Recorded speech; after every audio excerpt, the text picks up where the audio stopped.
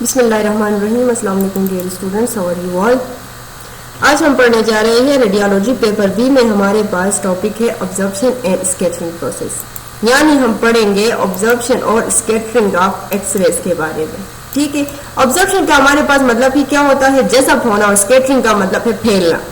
तो अब हम आते हैं ऑब्जर्वेशन की तरफ। देखिए, ये बात आप लोग याद रखें कि एक्सरेज जब आके इंटरेक्ट करते हैं पेशेंट के साथ, तो इसमें से क्या एक्सरे बीम में से कुछ एक्सरेज ऑब्जर्व हो जाते हैं, कुछ एक्सरेज स्कैटर्ड हो जाते हैं, और कुछ एक्सरेज हमारे पास क्या हो जाता है, पेनिट्रेट कर जाते हैं और इंटरेक्ट करते हैं इमेज रिसेप्टर के साथ। ठीक है, तो ऑब्जर्वेशन में क्या होता है, the observation of x-rays by a tissue depends on the quality of the x-ray beam and character of the atoms in the tissue being examined as well as the density and thickness of the tissue। यानी किस पे depend करता है observation, पहली बात तो ये depend करता है किस पे, क्वालिटी ऑफ एक्सरे बीम, यानी एक्सरे ट्यूब से जो एक्सरे निकल के आ रहे होते हैं, ये ऑब्जर्वेशन किस पे डिपेंड करता है, उनकी क्वालिटी पे डिपेंड करता है। अगर एक्सरेज की क्वालिटी जो है वो हाई होगी, देन वो क्या ऑब्जर्व नहीं होंगे, वो बॉडी से पेनिट्रेट कर जाएंगे। बट ये एक्सरेज जो है उनकी क्वालिटी अगर लो होगी, देन वो क्या हो जाते हैं, ऑब्जर्व हो जाते हैं। एक तो ऑब्जर्वेशन डिपेंड करता है किस पे, quality of the x-ray beam पे। सेकेंड वन किस पे करता है, the character of the atoms in the tissue being examined, यानी किस पे डिपेंड करेगा, एटम्स पे डिपेंड करेगा टिश्यू में, यानी जो एटम्स है इन पे डिपेंड करेगा कि अगर एटॉमिक नंबर जो होता है, जिस तरह के अगर बोन में हम कैल्शियम को ले ले, कैल्शियम बोन में होता है, तो इस वजह से बोन क्या करते हैं, बहुत ज्यादा एक्सरेज को क्या करते हैं, ऑब्जर्व करते हैं। सबसे ज्यादा बॉडी में एक्सरेज को क्या ऑब्जर्व करता है, बोन ऑब्जर्व करता है, क्यों, उसमें कैल्शियम होता है। ठीक है, और दूसरा क्या कहता है, density and thickness of the tissue, यानी डेंसिटी और थिकनेस भी क्या करता है, यानी ऑब्जर्वेशन इस पे डिपेंड करता है। तीन चीजों पे, एक हो गई हमारे पास क्वालिटी ऑफ एक्सरे पे डिपेंड करेगा, अगर क्वालिटी अच्छी होगी देन क्या होगा, एक्सरेज जो है वो ऑब्जर्व नहीं होंगे, वो पेनिट्रेट कर जाएंगे, और अगर उनकी क्वालिटी जो है वो लो है, देन वो क्या होंगे, हमारे पास ऑब्जर्व होंगे। दूसरा किस पे डिपेंड करता है, एटम्स पे, यानी टिश्यू मतलब एटम्स जो होते हैं बॉडी में, उनकी किस पे करेगा, एटॉमिक नंबर पे करेगा। अगर उनका एटॉमिक नंबर हाई है, देन वो क्या हो जाएगा, एक्सरे की ऑब्जर्वेशन क्या होगी, ज्यादा होगी। दूसरा हमारे पास क्या आता है, density and thickness of the tissue, यानी टिश्यू की डेंसिटी और थिकनेस, अगर डेंसिटी और थिकनेस ज्यादा है देन ऑब्जर्वेशन भी ज्यादा होगी, अगर डेंसिटी और थिकनेस कम है देन ऑब्जर्वेशन क्या होगी, कम होगी। जिस तरह के हमारे पास ये क्या है, एक टिश्यू है और इसकी थिकनेस जो है वो इतना है, ठीक है, और एक तरह का एक और टिश्यू है हमारे पास, उसकी थिकनेस कितनी है, इतनी है। अगर यहां से एक्सरेज आ रहे हैं, ये क्या थिकनेस ज्यादा है ना, ये क्या होंगे, यहाँ पे ऑब्जर्व होंगे। लेकिन अगर दूसरी तरफ ये देखिए, अगर यहां से एक्सरेज आ रहे हैं, इसकी थिकनेस क्या है, कम है, तो ये एक्सरेज यहां से क्या कर जाएंगे, पेनिट्रेट कर जाएंगे, ये क्या होंगे, ऑब्जर्व नहीं होंगे। तो ऑब्जर्वेशन जो है वो क्या, तीन चीजों पर डिपेंड करता है, एक quality of X ray, second one क्या, character of atoms in the tissue, and density and thickness पे डिपेंड करेगा। ठीक है, अब बोन को अगर हम ले ले, ये क्या कहता है, dense bone observe much of the radiation, यानी बोन जो है वो क्या करता है, सबसे ज्यादा रेडिएशन को ऑब्जर्व करता है, जबकि हमारे पास सॉफ्ट टिश्यू जो है, जैसा कि मसल, फैट और ऑर्गन्स जो है वो क्या करते हैं, allow more of the X rays to pass through them, यानी इसमें से क्या होते हैं, कुछ एक्सरेज जो है वो पास हो जाते हैं, यानी पेनिट्रेट कर जाते हैं। ठीक है, सबसे ज्यादा ऑब्जर्वेशन हमारे पास किसमें होता है, बोन में होता है, लेकिन अगर सॉफ्ट टिश्यू में हम मसल, फेट और ऑर्गन्स को ले ले, इसमें से क्या हो जाते हैं, वो क्या अलाउ करते हैं कि एक्सरेज जो है उसमें क्या पेनिट्रेट करके जाते हैं। As a result bones appear white, इसी वजह से हमारे पास बोन क्या नजर आ जाते हैं, व्हाइट आ जाते हैं एक्सरे इमेज में, यानी रेडियोग्राफ जो है हमारे पास, अगर आप उसको स्टडी कर ले, इसमें बोन हमेशा हमारे पास क्या नजर आते हैं, व्हाइट नजर आते हैं। क्यों नजर आते हैं, क्योंकि इन्होंने एक्सरेज को सबसे ज्यादा ऑब्जर्वेशन वो कहां पे होता है, बोन पे होता है, और बोन्स जो है इस वजह से हमारे पास क्या आ जाते हैं, व्हाइट नजर आते हैं। अगर हम सॉफ्ट टिश्यू को ले ले, वो क्या शो करते हैं, इसमें शेड्स ऑफ ग्रे, यानी वो आपको क्या नजर आएंगे, ग्रे नजर आएंगे। लेकिन अगर आप एयर को देखेंगे देन वो क्या टोटली आपको ब्लैक नजर आ जाएगा। किस लिए, क्योंकि इसमें टोटल पेनिट्रेशन होता है एक्सरेज का। एयर में जो एक्सरेज क्या होते हैं, ऑब्जर्व नहीं होते। ठीक है, सबसे ज्यादा बोन की ऑब्जर्वेशन जो है वो एक्सरेज की ऑब्जर्वेशन किस पे होते हैं, कहां पे होता है, बोन्स पे होता है। और सबसे कम जो है वो किस पे होता है, यानी बिल्कुल भी नहीं होता हमारे पास एयर में। तो इस वजह से हमारे पास एयर क्या नजर आएगा, ब्लैक नजर आएगा।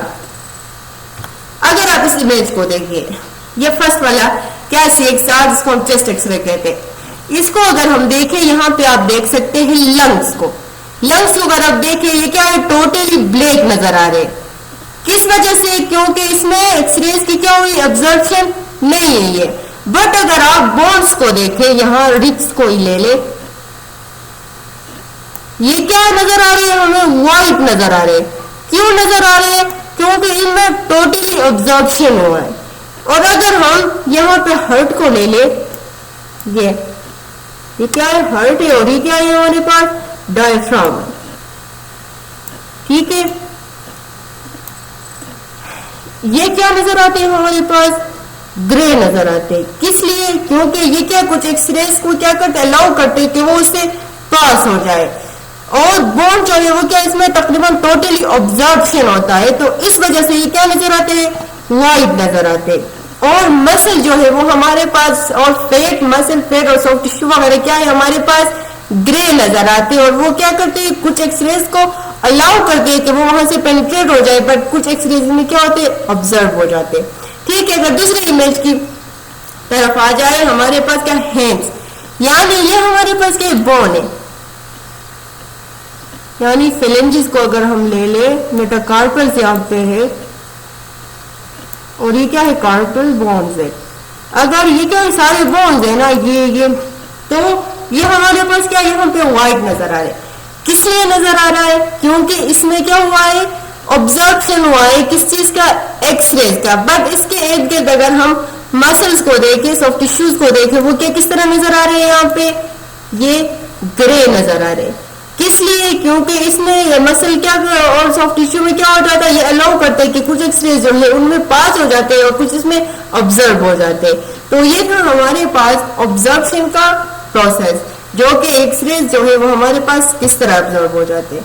ठीक है, अब हम पढ़ेंगे स्कैटरिंग के बारे में। स्कैटरिंग का मैंने आपको बताया, इसका क्या मतलब है, फैलना। Radiation that spreads out in the different direction from a radiation beam when the beam interacts with a substance such as body tissue. यानी इसमें क्या होता है, स्कैटरिंग में कुछ एक्सरेज आगे जब इंटरेक्ट करते हैं बॉडी टिश्यू के साथ, वो क्या करते हैं, spreads out in different direction, यानी डिफरेंट डायरेक्शन में वो क्या हो जाते हैं, फैल जाते हैं, स्प्रेड्स आउट हो जाते हैं। कहां से, डिफरेंट डायरेक्शन में फैल जाते हैं। तो इस प्रोसेस को हम क्या नाम देते हैं, स्कैटरिंग का नाम देते हैं। ठीक है, radiation that spreads out in different direction from A radiation beam, यानी ये क्या है, रेडिएशन यहाँ पे नीचे क्या है, पेशेंट है, ठीक है, लेटा हुआ है, यहां से एक्सरेज आ गए, यानी ये क्या, एक्सरेज की बीम आके इंटरेक्ट कर जाता है किसके साथ, पेशेंट के साथ। ठीक है, इसमें मैंने आपको बताया कुछ जो है वो ऑब्जर्व होंगे, कुछ जो स्कैटर्ड होंगे, कुछ जो होंगे वो क्या होंगे, पेनिट्रेट होंगे। लेकिन जब इसमें कुछ एक्सरेज आके इंटरेक्ट करते हैं बॉडी टिश्यू के साथ, देन वो क्या हो जाते हैं, डिफरेंट डायरेक्शन में क्या हो जाते हैं, स्प्रेड हो जाते हैं। यू, यानी एक्सरे आ गया ना, यू इस तरह स्कैटर्ड हो जाते जब वो इंटरेक्ट करते हैं किसके साथ, बॉडी टिश्यू के साथ। ठीक है, और इस प्रोसेस को हम क्या नाम देते हैं, स्कैटरिंग का नाम देते हैं।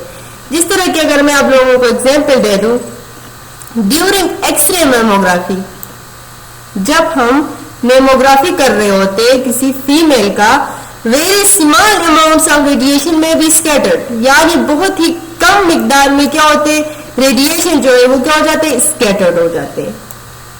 To areas away from the breast. यानी कुछ जब हम मेमोग्राफी कर रहे होते हैं कुछ रेडिएशन जो है वो क्या हो जाते हैं, स्कैटर्ड हो जाते हैं। कहां से? अवे फ्रॉम द ब्रेस्ट, यानी ब्रेस्ट से क्या अवे जाते हैं, दूर जाते हैं, यानी स्कैटर्ड हो जाते हैं। जैसा कि head and neck, sternum and thyroid gland. यानी जब हम मेमोग्राफी कर रहे होते हैं इसमें क्या कुछ एक्सरे जो है वो स्कैटर्ड हो जाते हैं। स्कैटर्ड होके वो किसकी तरफ जाते हैं? अवे जाते हैं ब्रेस्ट से और हेड, नेक और स्टर्नम थायराइड ग्लैंड की तरफ जाते हैं। ठीक है। The energy of scattered radiation is usually much lower than that of the original radiation beam। और हमारे पास scattered radiation, ये बात याद रखें आप लोग, एनर्जी जो होता है स्कैटर्ड रेडिएशन की वो क्या हो जाता है, वो क्या होता है, मच लोअर होता है, यानी कम होता है as compare to original radiation beam. यानी ओरिजिनल रेडिएशन बीम से अगर ये हमारे पास क्या है, एक्सरे ट्यूब है, ठीक है, यहां से निकल के आता है क्या, एक्सरे बीम, आगे इंटरेक्ट करते हैं किसके साथ, पेशेंट के साथ। ठीक है।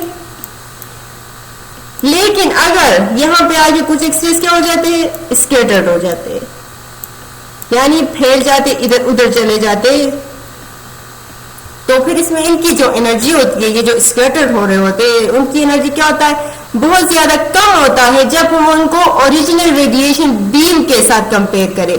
यानी ओरिजिनल एक्सरे बीम के साथ अगर हम इनको कंपेयर करें तो इनकी एनर्जी क्या होती है, बहुत ज्यादा लो होती है। ठीक है। तो स्कैटरिंग हमारे पास कौन सा प्रोसेस है, हमारे पास वो प्रोसेस है कि कुछ जब एक्सरेज आगे इंटरेक्ट करते हैं बड़ी टिश्यू के साथ तो इनमें से क्या हो जाते हैं, कुछ एक्सरेज स्प्रेड्स हो जाते हैं, यानी फैल जाते हैं डिफरेंट डायरेक्शन में। ठीक है। यानी रेडिएशन बीम जो है, यानी रेडिएशन बीम से वो क्या हो जाते हैं, डिफरेंट डायरेक्शन में स्प्रेड हो जाते हैं। इनको हम क्या नाम देते हैं, स्कैटरिंग एक्सरेज का नाम, स्कैटर्ड एक्सरेज इनको कहते हैं। ठीक है। अब अगर आप इस इमेज को देखें, इंटरेक्शन जब करता है एक्सरे मैटर के साथ तो फिर इसमें क्या हो जाते हैं, कुछ एक्सरे वही मैंने बताया ऑब्जर्व हो जाते हैं। ठीक है। जिस तरह के हम बोन का एग्जाम्पल ले ले, बोन में क्या होता है, टोटली ऑब्जर्वेशन होता है, इसलिए मैंने बताया कि वो आप लोगों को व्हाइट नजर आएगा। लेकिन कुछ इसमें क्या हो जाते हैं, स्कैटर, ठीक है, यानी फैल जाते। यानी देखे ये क्या है, हमारे पास यूजफुल बीम है, यानी एक्सरेज की यूजफुल बीम है। इस ये जो ब्लू कलर का नजर आ रहा है इसको ले लेके हमारे पास एक टिश्यू है, यानी सॉफ्ट टिश्यू। ठीक है। एक्सरेज आ गए, इसमें क्या हो गए, कुछ एक्सरेज यहाँ पे क्या हो गए, ऑब्जर्व हो गए, यानी ये यहाँ पे टिश्यू पे क्या हो गया, ऑब्जर्व हो गया। लेकिन ये क्या हो गया, दूसरा जो है ये क्या हो गया, स्कैटर्ड हो गया, यानी फैल गया, यानी अपनी डायरेक्शन से यानी ये इसकी डायरेक्शन है, डायरेक्शन से ये क्या हो जाता है, चेंज हो जाता है, यानी इस तरह आया हुआ था यू निकल जाता है, इस तरह फैल जाता है, स्प्रेड हो जाता है। लेकिन ट्रांसमिशन, तीसरा क्या होता है, हमारे पास ट्रांसमिट होता है। एक्सरे जो है यहाँ पे हमारा IR है, यानी इमेज रिसेप्टर जिसको हम कहते हैं, ये टिश्यू से निकलेगा ये एक्सरे और इंटरेक्ट करेगा किसके साथ, IR यानी इमेज रिसेप्टर के साथ। ठीक है। तो ये था हमारे पास ऑब्जर्प्शन और स्कैटरिंग का प्रोसेस। ऑब्जर्प्शन में हमारे पास क्या है, टोटली ऑब्जर्प्शन हो जाता है किस चीज का, एक्सरेज का। बट स्कैटरिंग क्या है, हमारे पास ये जो है एक्सरेज जो है वो क्या हो जाते हैं, डिफरेंट डायरेक्शन में फैल जाते हैं। कहाँ पे, जब वो आके बॉडी में टिश्यू वगैरह के साथ लग जाते हैं। तो आई होप आप लोगों को समझ आ गया होगा इस ऑब्जर्वेशन और स्कैटरिंग का। और अगर आप लोगों को कोई क्वेश्चन हो और किसी चीज की समझ ना आई हो तो आप हमसे कमेंट सेक्शन में पूछ सकते हैं। Thank you so much for listening.